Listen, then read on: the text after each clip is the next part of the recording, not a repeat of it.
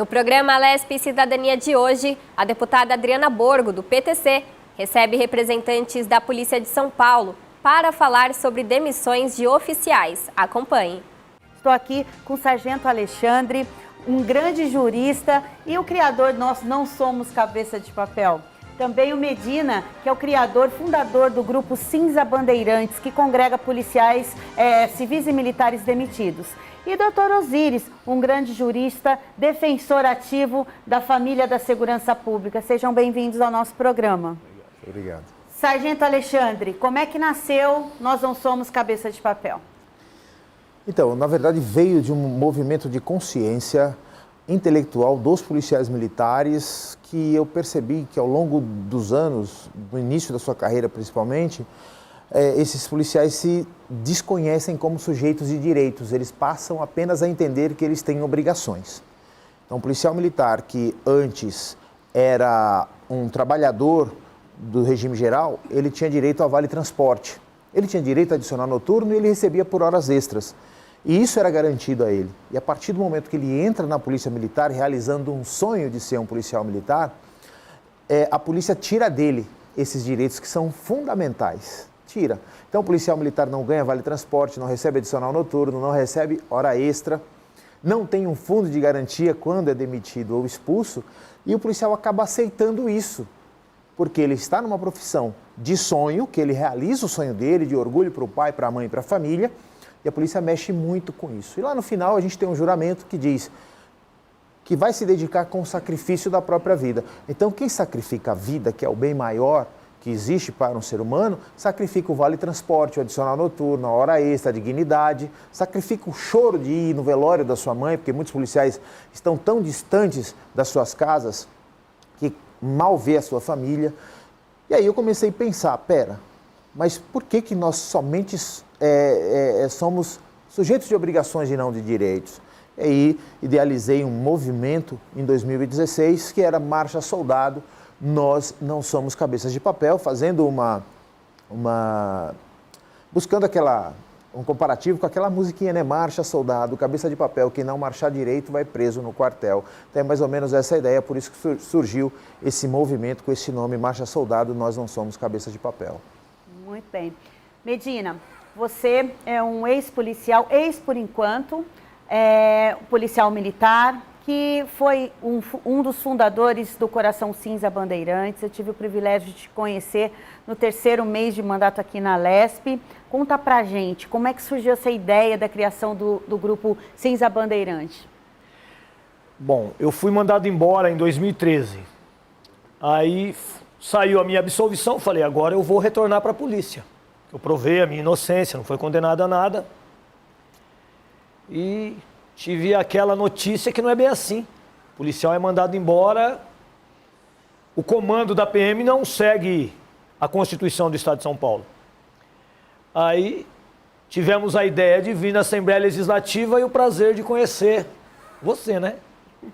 E daí criou o grupo, hoje nós somos em quase 1.500 ex-policiais que foram absolvidos e estamos lutando aí para ter a nossa dignidade de volta, conseguir retornar. Por quê? Porque nós estamos amparados pela Constituição e o comando da Polícia Militar não segue a Constituição.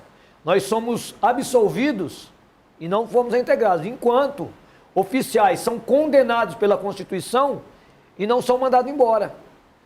Ou seja, a Constituição não serve para os oficiais, só para os praças. Aí nós criamos o grupo Coração Cinza Bandeirante, tem agora o Policiais para Sempre, Injustiçados, e estamos aí na luta, junto com você aí que nunca nos abandonou. Obrigada. Doutor Osíris, um grande defensor da Polícia Militar, da Polícia Civil, dos agentes de segurança pública de São Paulo. Quais são as maiores aberrações cometidas pelo Estado contra os profissionais de segurança pública que o senhor tem acompanhado nesses últimos tempos? Olha, são diversas, né? O desrespeito à Constituição do Estado, à Constituição Federal, às leis. Então, o policial militar, quando ele enfrenta um processo administrativo, um processo criminal, ele já vai condenado. né? Na Polícia Militar não é o processo que instrui a sentença, é a sentença que instrui o processo.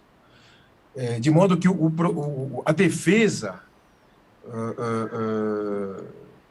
no âmbito da Polícia Militar, pelo que eu tenho acompanhado, eu tenho provas concretas, né, ela é pro forma. Né?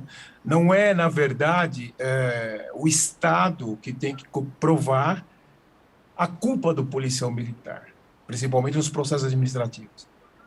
É o policial militar que tem que provar que ele é inocente. Né? Eu tenho casos de policiais militares policial militar que foi julgado incapaz definitivamente para o serviço policial militar e foi demitido da polícia.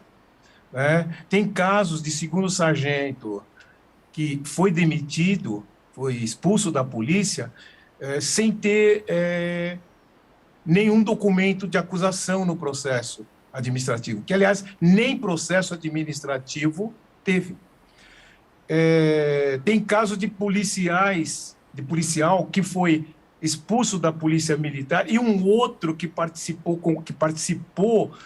do crime, que estava no local do crime, hoje está aposentado como capitão, e esse policial, que eu tenho conhecimento, que agora é um colega, antes de tudo, um amigo, passou a ser um cliente, foi expulso da polícia. Quer dizer, são aberrações, são inúmeras aberrações. Se a gente ficasse aqui, fosse falar de tudo o que acontece, olha, a gente ficaria aqui, eu acho que pelo menos aí uma semana só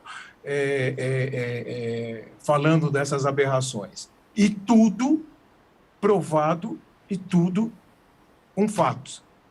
Não é coisa de dizer, não, ele está falando porque ele gosta de falar, ele não... Não, eu falo e mostro as provas. Ok.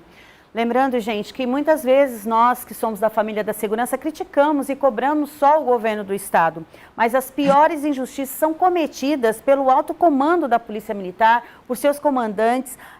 São comandantes que estão doentes, né? Têm mentalmente uma sobrecarga e uma maldade mesmo do poder, né? Daquela vontade de usar o R-Quero que nós chamamos, e aí vem descendo na cadeia da hierarquia da Polícia Militar essa doença que tanto assola a tropa.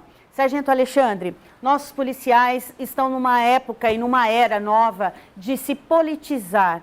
Qual a importância dessa mudança, dessa conscientização, dessa busca no âmbito político dos nossos policiais para o crescimento da tropa como indivíduo? Importante, antes de entrar sobre esse tema, dizer o seguinte, aproveitando a fala do nosso amigo advogado, que em 1215 o clero e a nobreza se reuniu com o rei João Sem Terra, que praticava todos os tipos de arbitrariedade, e estabeleceu a nossa primeira Carta Magna. Isso a gente está falando em 1215. E uma das coisas que tem lá na carta é o devido processo legal. O devido processo legal, ele é o devido processo legal formal e o substantivo. O formal é esse, que a gente obedece. 5 dias para a defesa X, 3 testemunhas Y, e assim vai seguindo. O processo substantivo, o processo legal substantivo é aquele em que você vai no mérito e absolve policiais como ele, e depois você faz que se cumpra a legislação. Esse é o substantivo, é a substância do processo legal, é fazer a justiça. E a gente tem aí 800 anos que se passaram dessa primeira Carta Magna e as coisas permanecem dessa forma. O Estado hoje é o maior, e sempre foi, o maior violador de direitos humanos que existe na história. Não há direito sem dor, não há direito sem a entrega, sem derramamento de sangue e outras coisas. Não há. A história nos traz isso.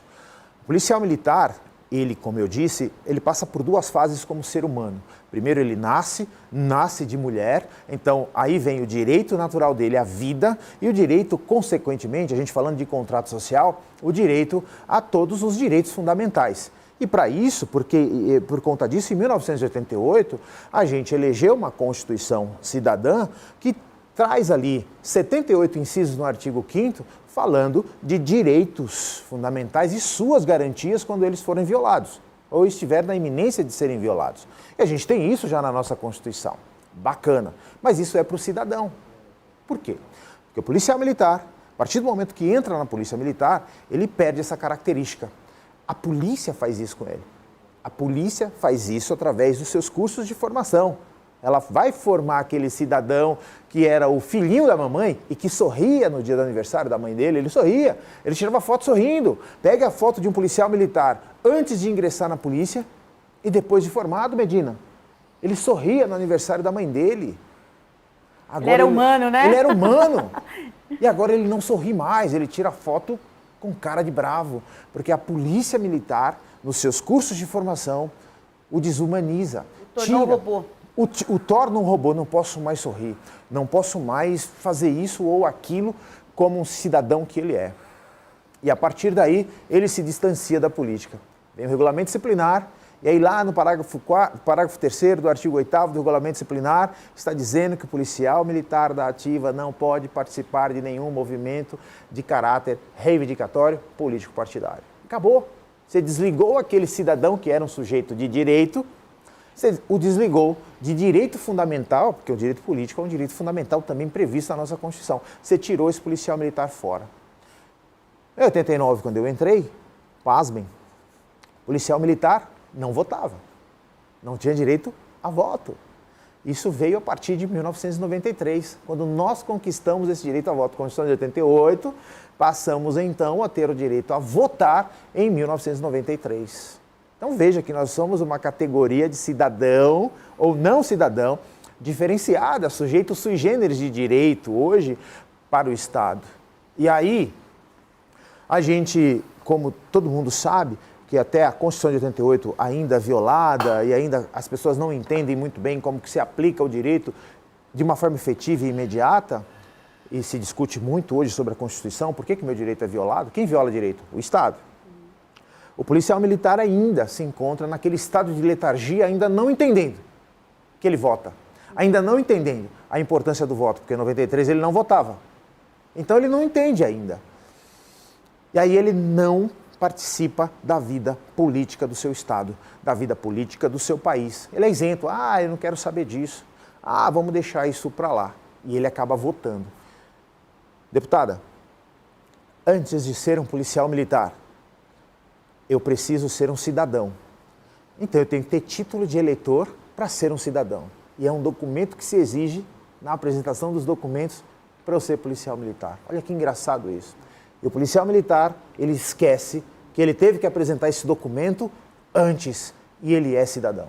Então o que precisa hoje é a retomada desse trabalho de conscientização, precisa se rasgar o véu, como se um novo testamento surgisse e deixasse o Velho Testamento para trás. Nós estamos vivendo regras do Velho Testamento, onde só o sumo sacerdote poderia andar dentro do átrio, porque se ele tivesse em pecado ele morria, enquanto os outros ficavam esperando e fazendo suas expiações. Então precisa entender que o véu foi rasgado e que hoje o policial militar, ele é um sujeito de direito. E quando ele se reconhece como sujeito de direito, deputada, ele reconhece o direito dos outros. Sim. Como último exemplo, para encerrar essa parte, lembro que eu estava na Força Tática do 18 e me colocaram para trabalhar na manifestação do passe livre dos 25 centavos que houve aqui em São Paulo. E eu coloquei caneleira, coloquei um bornal de bomba, de gás lacrimogênio, e eu coloquei cacetete, escudo, de amianto, e fui para Paulista e Consolação enfrentar aqueles manifestantes. O Estado me colocou ali. É da minha profissão, da minha função, eu vou lá exercer. Mas eu era um sujeito que não tinha direito a vale transporte. Olha que engraçado, eu olhava, peraí, vocês estão brigando para ter passe livre enquanto eu não tenho direito a transporte? Enquanto eu não recebo, então eu não reconheço seu direito também. Então a gente precisa entender isso. O Estado acaba tirando ou retirando de nós esses direitos, justamente para que a gente não reconheça esses direitos nos outros. É isso. Muito bom, sargento. Medina, como é que se sente um policial quando é retirado de dentro de si a dignidade? Conta pra gente como foi e como é todos os dias. Tira a dignidade, tira a vontade de viver. Quanto é que muitos aí cometem suicídio, muitos aí entram em depressão, parte para bebida, para droga. Então, se não tiver um apoio da família, é complicado. Eles tiram a vontade de viver. O policial militar, que é policial de verdade, é horrível, é uma sensação, não dá nem para te explicar. É só quem passa e sente na pele para saber. E todos os dias nós vemos, né, no Diário Oficial, o tanto de policial que é demitido, que é excluído, né, ou que pede baixa, justamente por não aguentar, né, tanta pressão. E assim, se você puxar caso a caso, você vê as banalidades pelas quais eles são demitidos ou expulsos. É horrível, né?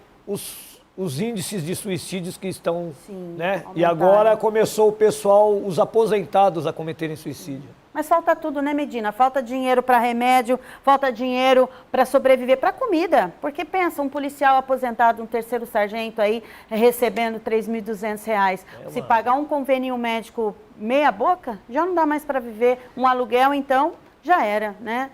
E a gente fica patinando nesse fingimento de políticas públicas para os profissionais de segurança pública, funcionalismo público de São Paulo. Doutor Osíris, fala para mim, eu sei que não há um modelo perfeito, uma sugestão. O senhor, como jurista que acompanha bem de perto, no dia a dia, os casos de policiais injustiçados, as aberrações que são cometidas nos SJDs das companhias e batalhões desse estado de São Paulo, qual seria um modelo mais ou menos justo para que nós pudéssemos ter o direito amplo de defesa dos nossos policiais hoje na Polícia Militar? Olha, primeiramente é o seguinte, mudança da legislação, né? Porque a legislação castrense, principalmente o regulamento disciplinar da Polícia Militar, ela deixa a desejar no campo processual, no campo da defesa. E no Brasil impera a desnecessidade de você ter um acompanhamento de um técnico, de um profissional, né, de um advogado para fazer a sua defesa. Então, isso já começa a pôr entraves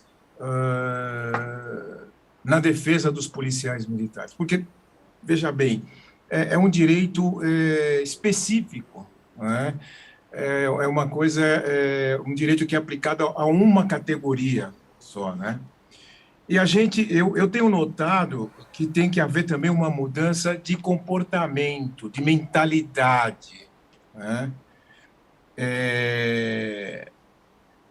A Constituição, tanto estadual quanto a federal, ela só vale, pegando um gancho no que o doutor acabou falando, ela só vale, doutor Alexandre acabou falando, ela só vale do quartel para fora.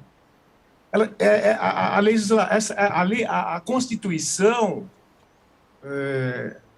tanto a federal quanto a estadual, ela não é aplicada intramuros, não é aplicada dentro da legislação. Eu vou mais longe, até mesmo o regulamento disciplinar não é aplicado.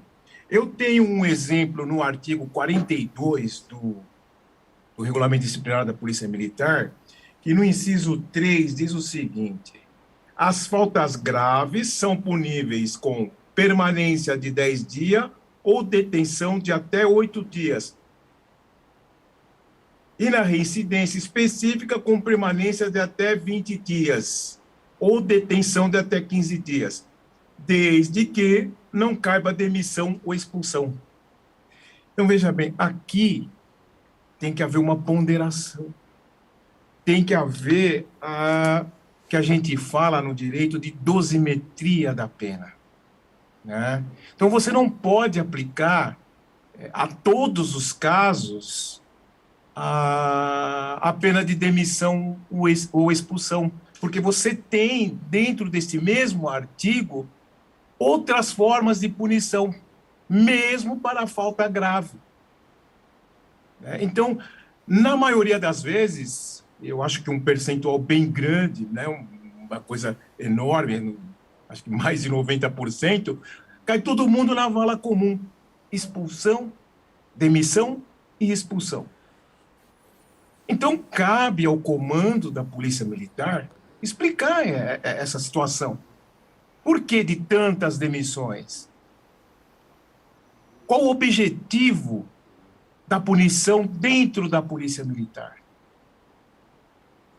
É simplesmente demitir? Quer dizer, você pega uma pessoa que tem 25, um policial militar que tem 25 anos de polícia, uma folha exemplar, vários elogios, né? Bons serviços prestados à comunidade. E por uma falta disciplinar, você acaba colocando esse policial militar que tanto deu, que tanto fez para a comunidade, que tanto enalteceu a corporação, você o coloca na rua, sem direito a nada. Mas você não joga só o policial militar. Você joga a família. Você joga os filhos dele. Eu acompanho casos de policiais militares, um horror, é simplesmente um horror. É uma coisa inenarrável.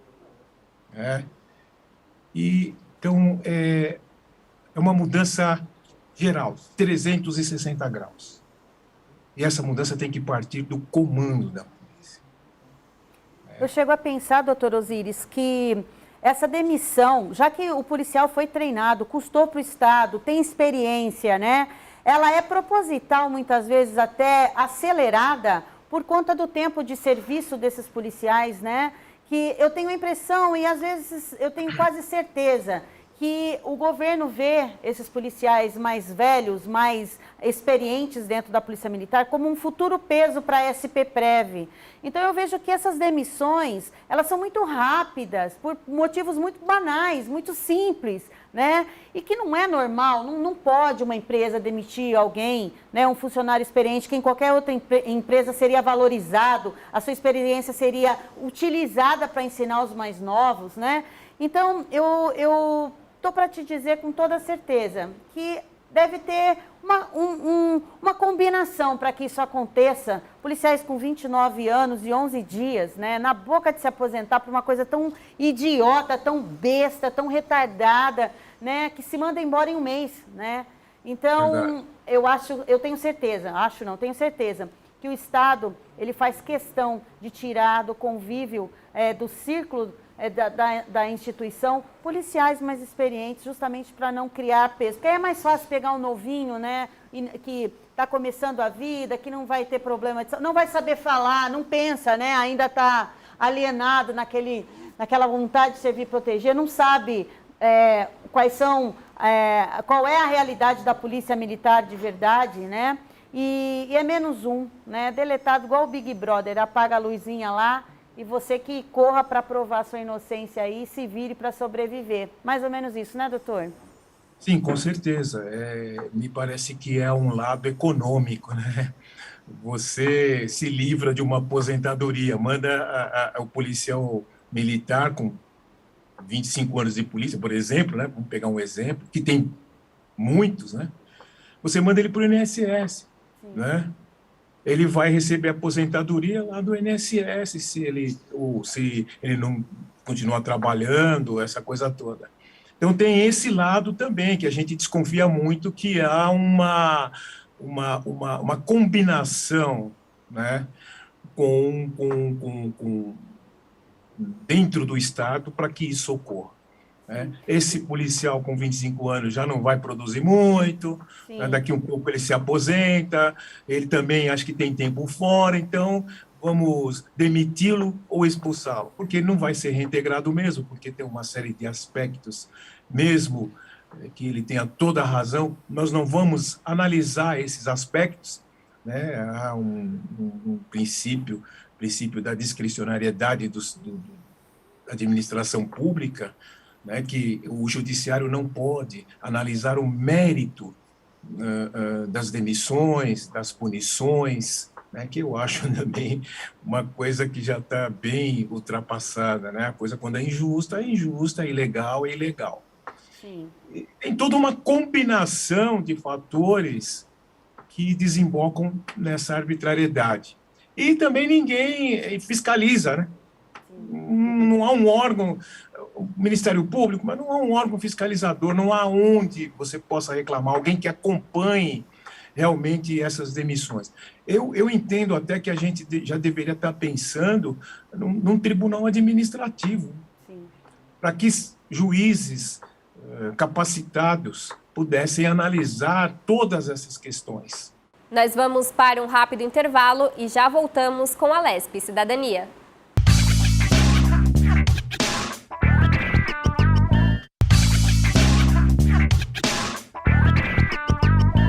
Estamos de volta com o programa Alesp Cidadania. A deputada Adriana Borgo, do PTC, recebe representantes da Polícia de São Paulo para falar sobre demissões de oficiais do Estado de São Paulo. Deputada. Doutor Osíris, Alexandre, Medina, as pessoas do lado de fora pensam que os deputados têm todo esse poder. Não temos todo esse poder, né? A Polícia Militar, ela é uma instituição pública, mas ela é tão fechada e tão blindada que quando você convoca o comando da polícia para vir prestar aqui esclarecimentos na comissão, por exemplo, de direitos humanos ou de segurança, cria os deputados da base aliada do governo para blindar. E você nunca consegue ouvir e nem questionar essas arbitrariedades, porque pelo menos um constrangimento que esse cara passasse aqui, ele pensaria duas vezes quando dele estivesse na reta para ser arbitrário, né? Então a gente não tem esse poder, né? O que nós temos hoje é alguns deputados que querem fazer a diferença, mas que precisariam de órgãos efetivos, porque é muito interessante como os direitos dos humanos, dos bandidos funciona, e os direitos para os profissionais de segurança pública, que é a extensão do Estado, que é a nossa proteção, é o último elo entre o bem e o mal, né? Entre a vida e a morte ali que nós temos, entre a criminalidade e a paz, né? Nós não conseguimos caminhar num processo de criações de órgãos efetivos, né? Nós temos aí, por exemplo, o Honorato, que o senhor conhece, também ajuda a defender, um policial que foi demitido por uma postagem no Facebook, né? Aí você fala, mas tem uma Constituição, Sargento Alexandre, que o artigo... Exato, onde é que está? O policial tem um regulamento que sobrepõe uma Constituição e nós não temos ninguém para cobrar isso. E eu me coloco nesse ninguém porque eu não consigo cobrar isso. Eu não consigo. Tudo que você coloca no Ministério Público, olha, não é competência. Cabe à Polícia Militar, seus regimes internos, suas diretrizes, suas normas, suas IS, né? E você não consegue andar, parece que é amarrado, né? E a gente vê, Sargento Alexandre, uma mudança até mesmo política nesse aperfeiçoamento, mas a gente vê ainda um tabu. São 4.200 mais ou menos oficiais e 90 mil praças. E nós temos quantos deputados, senadores, governadores, praças? E quanto nós temos oficiais? Mudou muito, ainda é muito melhor que tenhamos, quanto mais melhor. Mas vocês entendem que ainda a Polícia Militar, principalmente, eu falo da Polícia Civil também, mas a Polícia Militar, ela está ingestada no sim senhor, não senhor. É o bumbo no pé direito que vocês falam, pé esquerdo, não sei. É mais ou menos isso. E eu vejo a tropa ansiando por isso, lutando por isso, mas ainda tem um poder, né? Eu prefiro votar num oficial que nunca vai ir contra os seus pares, né? Jamais. Jamais, do que apoiar uma praça que vive aquilo ali. Toma pancada. Estou falando de todos os oficiais, todo. Tem muita gente boa, né? Mas gente boa a gente não precisa falar porque ele não é injusto. Então a gente não vai estar nunca na berlinda, né? Sargento Alexandre, o que você acha que falta? Tudo bem, o regulamento é uma das desculpas que nós usamos para o policial ser calado, né? O que precisava acontecer para o polícia entender que ele garante direitos, mas ele também tem os mesmos direitos? Primeiro é a cobrança que o policial militar tem que fazer dos seus superiores. Entenda, as relações, elas são humanas e pautadas na lei. Quando a gente fala de direito de personalidade, esse direito ele não pode ser violado em hipótese nenhuma. Então, se eu pego um oficial que me humilha ou qualquer superior hierárquico que me humilha, ele está atingindo o meu direito de personalidade. Cabe indenização na esfera civil? Sim. O policial precisa aprender a usar essa ferramenta. Exemplo, seu jegue, seu monstro, seu lixo. Isso atinge a dignidade daquele policial. A gente está falando ainda do direito penal. A gente poderia ir para a injúria, para uma difamação ou uma calúnia, dependendo do fato, da conduta. Mas, simplesmente, na esfera civil, a gente tem algumas ações cíveis de reparação de dano. Seja dano moral, seja dano existencial. Vou te dar um exemplo. O policial militar ele tem que entender que a folga dele é folga dele. Ele precisa permanecer com a família. Todo ser humano, quando nasce, tem o direito à sua existência. E a existência do ser humano, ela está atrelada à sua diversão, a viver com a sua família, a praticar o seu esporte. A Polícia Militar, quantas vezes faz reuniões extraordinárias, né? Aquelas reuniões mensais, semanais, com aquele policial militar no dia da folga dele. Ele tem que comparecer e não recebe absolutamente nada por isso. Aquilo há uma violação ao seu direito de existir, porque eu não nasci para ser Estado, eu não nasci para ser policial, ainda que a dedicação ao regime que eu trabalho seja uma dedicação exclusiva, mas eu não nasci para isso o tempo todo, eu tenho família e eu preciso conviver. Peguei um flagrante, ultrapassei o meu horário, não recebo horas extras por isso. Isso é valorização policial? Se eu recebesse horas extras, sim, seria uma valorização policial. E aí poderia-se existir um projeto legislativo em que a DGEM, que é uma diária especial de jornada extraordinária, essa DGEM também alcançasse esse excedente de horas que o policial passa atendendo os reclamos do comando, nas escalas extras, nos flagrantes. Olha que bacana. Tanto policial civil quanto policial militar. Ah, mas a competência disso é de quem? Vem a nossa Constituição Estadual e diz para o deputado: deputado, você só pode isso e isso. A competência é do governador, você pode apenas indicar. E a gente já está cansado de propostas fantasiosas de deputados que apresentam indicações e parecem que ele pariu uma criança, mas na verdade não. Ele só fez a indicação e aí cabe ao governador, e ele tem que ser muito articulado, esse deputado que representa a nossa categoria, tem que ser muito articulado com o governador para fazer com que ele tenha a consciência e conheça esse problema que a gente tem e pense, a população vai ganhar. Eu gostaria de estar na rua hoje, pegar um flagrante faltando 1 hora para ir para minha casa, porque eu vou ganhar hora extra daquele flagrante. Há uma continuidade naquele trabalho. Então veja, quando eu não recebo 1 hora extra para permanecer e eu dei as minhas horas de folga para o Estado e permaneci naquela ocorrência, houve uma violação ao meu direito à existência. Eu posso entrar com uma ação, começar a pedir para o judiciário, provocar o judiciário para que ele analise essa questão. Mas a gente não faz. Então, o que precisa do policial ter essa consciência? Para resgatar isso depois se tornar algo dentro do direito, sem com que ele precise toda hora provocar o judiciário, é ele chegar no próprio oficial, no próprio sargento ou no próprio superior hierárquico que viola o seu direito à personalidade e dizer: vou entrar com uma ação contra você. Eu quero ver quantas transferências o policial vai sofrer e cada vez que ele sofrer, ele entrar com uma ação civil, porque é um direito dele. Então, como eu disse no começo, como ele não se reconhece mais como cidadão, ele acredita ou não percebe que o direito, todo o direito, está à sua disposição. Então, o policial precisa ter essa consciência.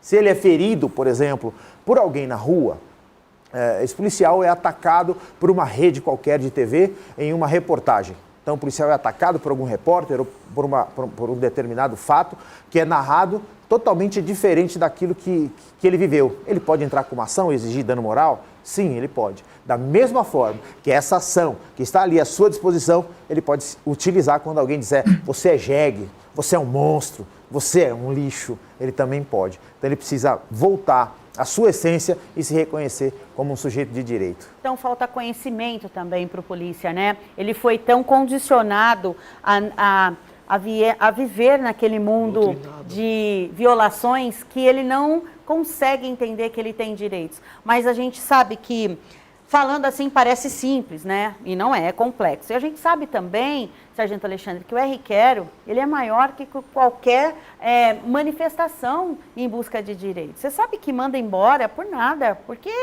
eu te mando embora, né? Então, como é que a gente podia cessar isso? Tudo bem, o conhecimento é uma das armas, mas dentro da polícia, o doutor Osíris mesmo falou agora há pouco, que não importa o quão correto aquele policial esteja, quanto a defesa colocou de provas que o absolvam, ele sempre vai ser mandado embora se tiver um ânimos ferrandi. Não adianta, por mais que você faça, pegar o pica das galáxias, gastar sua vida, teu apartamento, tua casa, que se houver o ânimos ferrandi, você vai ser demitido. Aí depois você vai lutar, e se for abençoado, você volta, né? Aí você já perdeu tudo, para reconstruir é pior. Como é que a gente faz para a gente cessar o R-Quero? O que nós podíamos fazer para cessar esse R-Quero? Como eu disse, 93 passamos a votar. 2001 mudou o R2PM para o RD atual. O RD atual é uma lei complementar que passou por essa casa. Essa casa tinha representantes que deveria chamar a tropa para discutir sobre os seus direitos. Haveria ali uma redução desses direitos da tropa e ela teria que conversar, como foi feito hoje, que a senhora fez hoje aqui, de juntar num plenário para a gente poder debater sobre o nosso direito. Isso nunca foi feito. O que precisa? Precisa de alguém que assuma essa representatividade. A maioria, ou não, vamos dizer que a pequena parte de leis, elas precisam passar nessa casa. Se não tivermos aqui deputados representando nossa categoria como fiscais dessas violações, elas vão passar aqui, inclusive no contrabando legislativo. Essa casa aqui, existem muitos projetos que tratam de outras categorias profissionais, como exemplo, delegado de polícia. Existe uma lei aqui do GAP, que é uma gratificação de alguma coisa de permanência, que foi instituída... Abono. A gratificação de abono e permanência para delegado de polícia. Para delegado de polícia. Tranquilo?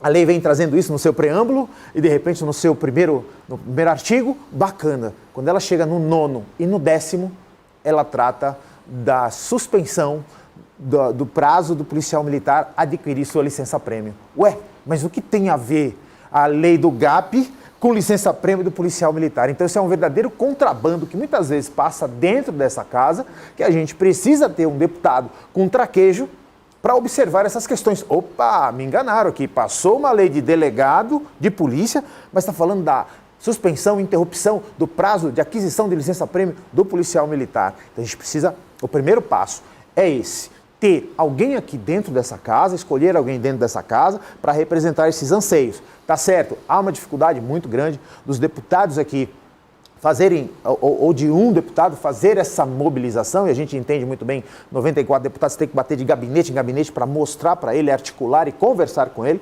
Há uma dificuldade muito grande do deputado que faz essa representatividade de muitas vezes, porque a lei vem do governo, de fazer alguns ajustes, né? Algumas emendas naquela legislação. Existe muito acordo aqui. Mas, esse mesmo parlamentar, já que o nosso regulamento disciplinar ele é ferrenho e não permite que eu vá na porta do comando geral exigir dele alguma coisa, esse mesmo parlamentar, ele poderia, e aí eu digo, uma bancada de parlamentar poderia expor essa situação para o comando geral, expor para a sociedade, expor para os policiais militares e tentar mudar as legislações internas. Eu tenho uma I-40PM de 2008 que ela diz que o policial militar praça, ao ser autuado em flagrante em qualquer delegacia de polícia ou responder um inquérito policial, instaure-se concomitante um processo demissório para ele. Um processo demissório hoje custa R$20 mil para esse policial militar se defender e ainda não se sabe se ele vai ser absolvido. Olha a injustiça onde começa. Se ele vai ser absolvido naquele processo crime que ele está sendo acusado naquele flagrante. Porque às vezes a interpretação de um delegado de polícia pode levar um policial militar a uma responsabilização ali naquele momento por um determinado crime que ele não cometeu, mas é o entendimento do delegado. Então veja o quão precoce é isso. Por isso que hoje há audiências de custódias justamente para se verificar a legalidade das prisões pela polícia. E aí vai para o juiz. E aqui a gente, policial militar é autuado em flagrante por abuso de autoridade. Concomitantemente, não tem acordo. A I-40PM, que é um ato administrativo do Comando Geral, ela diz que deve se instaurar um processo regular para aquela praça. Para o oficial, tem que pegar toda a documentação, mandar para a corregedoria para fazer o juízo de admissibilidade. Queremos igualdade de direitos? Sim, queremos, porque exercemos a mesma atividade. Então, quando eu estiver no exercício da minha atividade policial, eu não posso ser tratado de forma diferente daquele oficial pela mesma conduta, porque aí a gente está falando de flagrante. Então, para a praça, existe essa previsão de que ela responda. Então, onde está hoje? Às vezes, é aumento de salário que vocês querem? Queremos também, mas queremos muito mais. A garantia de emprego para levar o leite, o pão de cada dia dentro da nossa casa. Então, o que precisa mudar muita coisa é na legislação interna. Aí, deputada, a gente olha o regime interno aqui da casa e vê que a Comissão de Direitos Humanos, da qual a senhora faz parte, pode convocar qualquer autoridade pública para explicar sobre qualquer violação que ele pratique. E aí desanima quando a senhora diz, a Polícia Militar ela é tão fechadinha, ela é tão estanque que não consegue se acessar. Enquanto isso, quem paga o preço é o cidadão, que tem aquele policial militar que não se reconhece como pessoa de direito, sujeito de direito, tem aquele policial militar, um dos violadores de seus direitos também fundamentais. Para finalizar, fiz faculdade de Direito por 5 anos. Eu trabalhava em vários horários durante esses 5 anos, porque me parece que não queria que eu terminasse minha faculdade. E sou eu mesmo, esse policial aqui, que ia nas manifestações, nas escolas, quando tomadas por alunos e exigindo do Estado um ensino melhor. Olha quem ia lá, eu, que não tinha esse direito ao estudo reconhecido pelo Estado e respeitado, ia lá para reprimir aqueles alunos que estavam exigindo. Então, por trás de tudo isso, a gente tem muitos interesses. Sim. Respondendo, precisamos ter representatividade dentro da casa, como fiscais aqui, e também uma representatividade de forma efetiva junto ao comando da Polícia Militar, o responsabilizando também, através do Judiciário, sobre essas questões, principalmente da I-40PM. Ok. Então, gente, só para ressaltar, fazer uma ressalva, aqui nós precisamos de 7 votos para que nós consigamos convocar um comandante da Polícia Militar. E como, geralmente, se você observar, todos os presidentes de comissões, eles são da mesa, né? Então, você não consegue que o presidente viabilize, o último voto é dele, e nunca a gente consegue aí colocá-los para responder, né? É muito difícil isso. Medina, PEC 06, o que significa PEC 06 para os policiais demitidos e expulsos injustamente?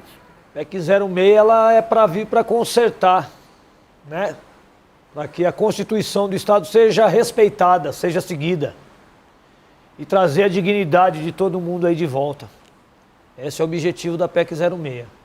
Estamos lutando para ela ser pautada o mais rápido possível aí.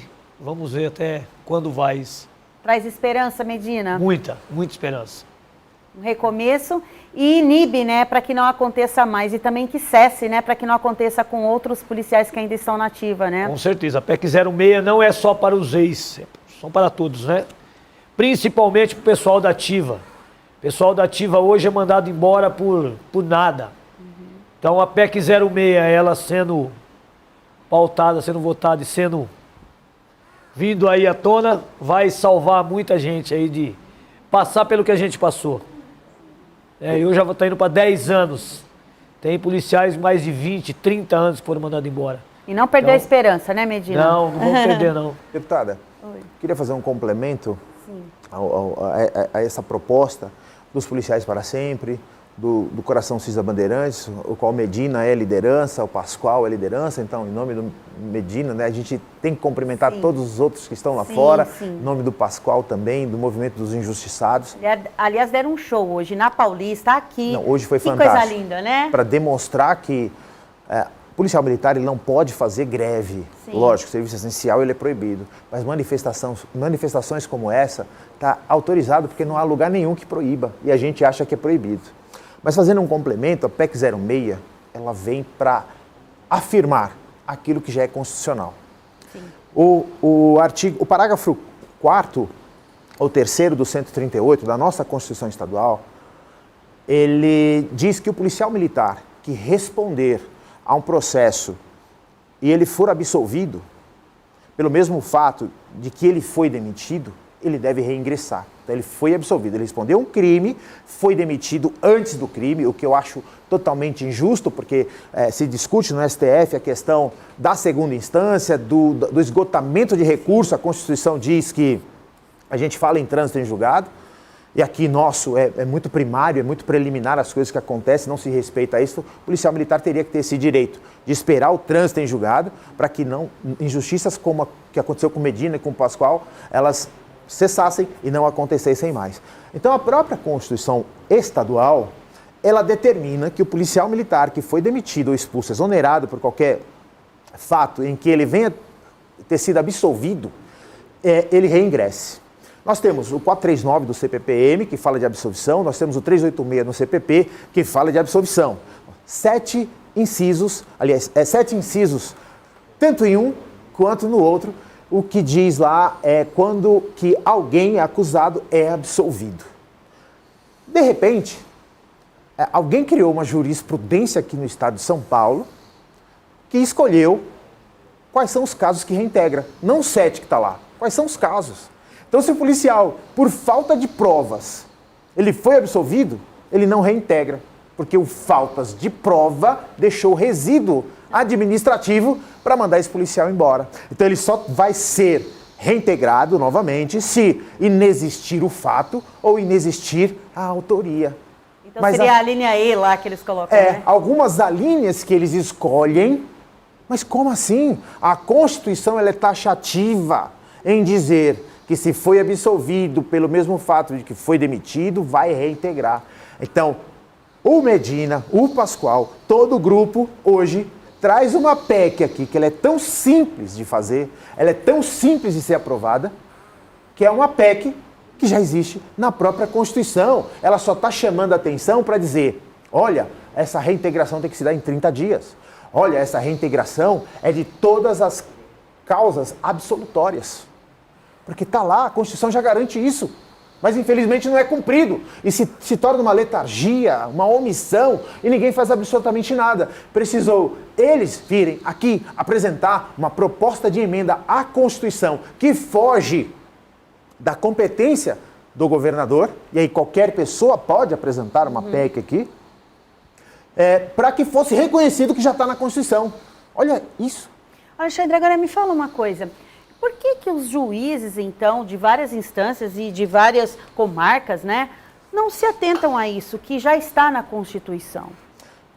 Porque o poder não emana do povo. Essa é a grande realidade. Então, a partir do momento que o povo escolhe quem vai ter o poder, essas pessoas que comandam, não comandam de acordo com o que o povo necessita. E a gente está vendo aí todo o cenário político, como funciona.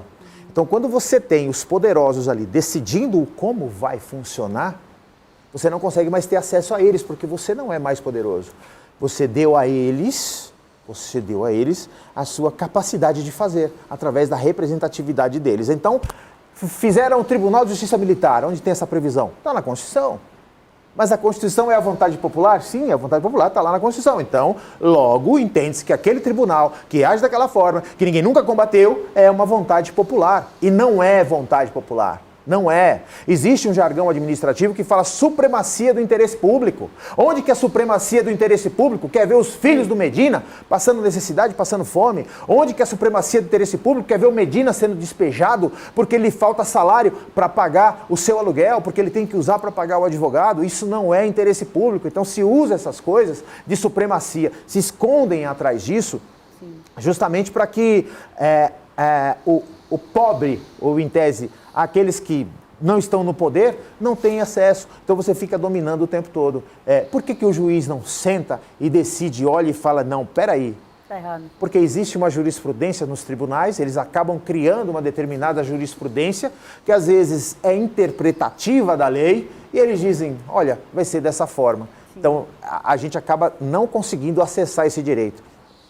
Existe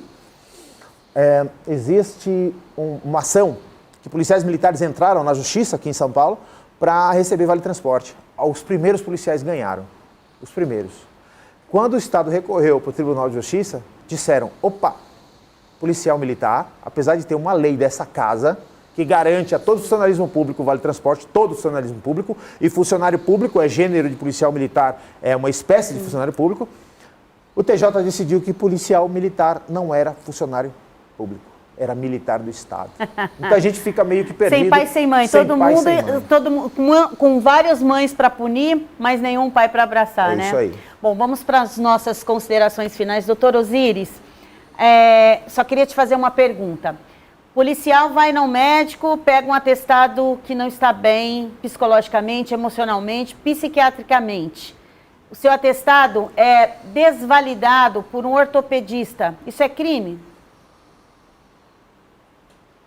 O problema é o seguinte, o médico, quando ele se forma, ele está apto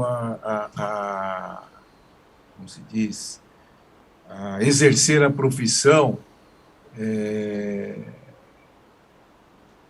em qualquer especialidade, entendeu? É lógico que você não vai querer que alguém, um cardiologista ou um ortopedista, fale a respeito do seu problema do coração.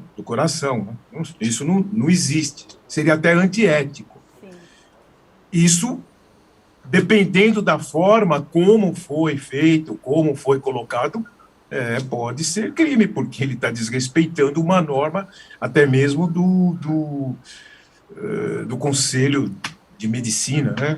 Acontece isso, o senhor sabe, né? Lá no HPM. Sim, muito.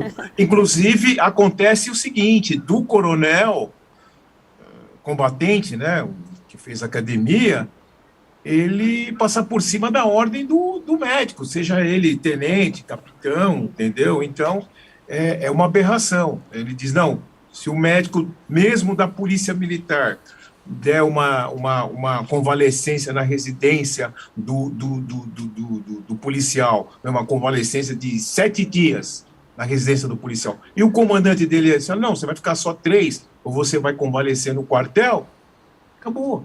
Sim. Entendeu? Ou então ele vai, o coronel liga para o capitão, para o tenente, e fala, você pode mudar isso aí. Ele vai mudar. Bom, mas a minha consideração, Sim. eu quero considerar, é o seguinte, eu acho que a legislação tem que avançar. Primeiro que o policial militar, ele é visto como um voluntário e não como um profissional. Né? Isso tá, quando se alista, você é voluntário. Não. Tem que mudar, ele é um profissional de segurança pública. Uma outra coisa é que a sociedade não sabe o que se passa dentro da polícia militar. Nós temos que trazer a sociedade para dentro da polícia militar. Ela conhecer. Uma outra coisa que o doutor Alexandre falou que é muito importante. Tá? Como é que uma pessoa que não tem garantidos os seus direitos, que é garantido a todos os cidadãos brasileiros e até mesmo aos estrangeiros, ele vai garantir o direito dos outros? Né? Ele não tem garantia de salário, ele não tem o direito da ampla defesa, que é só pro forma, ele não tem direito a um julgamento justo. Então, como é que você, policial militar ou policial militar, vai garantir a segurança da população? Então, veja bem, nós precisamos ver todas essas questões que estão sendo colocadas aqui hoje com grande propriedade pelo doutor Alexandre, pelo Medina, que passou por esse problema. E nós temos que encarar esses problemas de frente. Existe, na verdade, todos tiram proveito do policial militar. Primeiro de tudo, por causa da mão de obra barata. O serviço que o policial militar faz de linha de frente Quem é que quer fazer? Somente o policial militar. Não é? Então, nós precisamos montar uma frente de defesa conjunta dessa profissão, que é uma profissão de Estado, é uma profissão essencial, não é?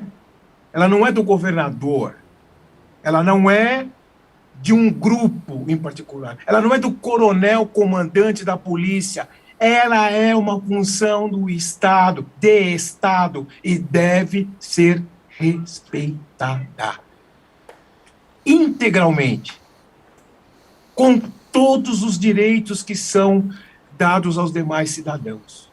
Isso não vai ferir a hierarquia e a disciplina, porque se você for no reino animal existe disciplina e hierarquia, em qualquer empresa privada existe disciplina e hierarquia, não é verdade? Agora, nós estamos empenhados, pelo menos eu e a deputada e o pessoal, doutor Alexandre e os demais colegas, nessa cruzada. Porque a engrenagem, o sistema,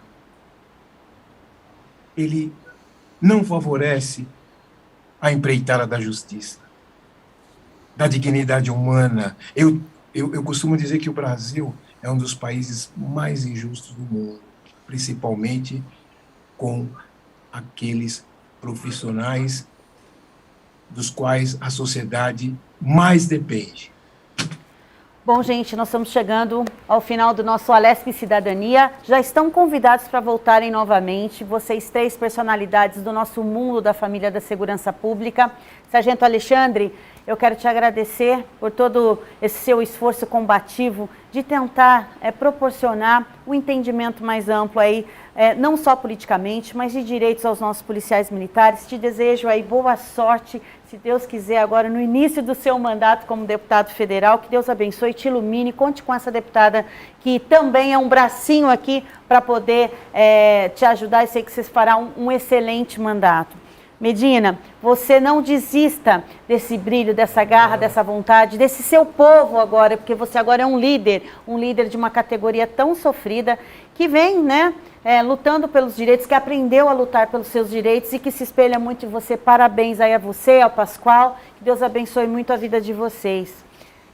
Osíris, doutor Osíris, o senhor sempre combativo, sempre presente em todas as situações, tem sido um fiel escudeiro, não só dessa deputada, mas de outros policiais que te procuram, você sempre presente, sempre respondendo as mensagens, sempre nos orientando. Parabéns pelo teu trabalho, e faço um convite agora a vocês. Vamos criar essa frente em defesa dos profissionais de segurança pública aqui na casa, e vocês me ajudem, porque às vezes pensam que os deputados têm o poder de tudo, sabem tudo, e eu não sei, sou pequenininha e quero muito. Vamos começar agora, vamos unir tantas pessoas importantes, tantas pessoas que têm um pouquinho para contribuir, juntando tudo, a gente vai fazer disso uma virada na história da segurança. Conte comigo e muito obrigada pela presença de vocês. Um beijo no coração, a luta muda a lei e o amor muda vidas. Tchau, gente. O Alesp Cidadania fica por aqui. A gente se encontra na programação da Rede Alesp.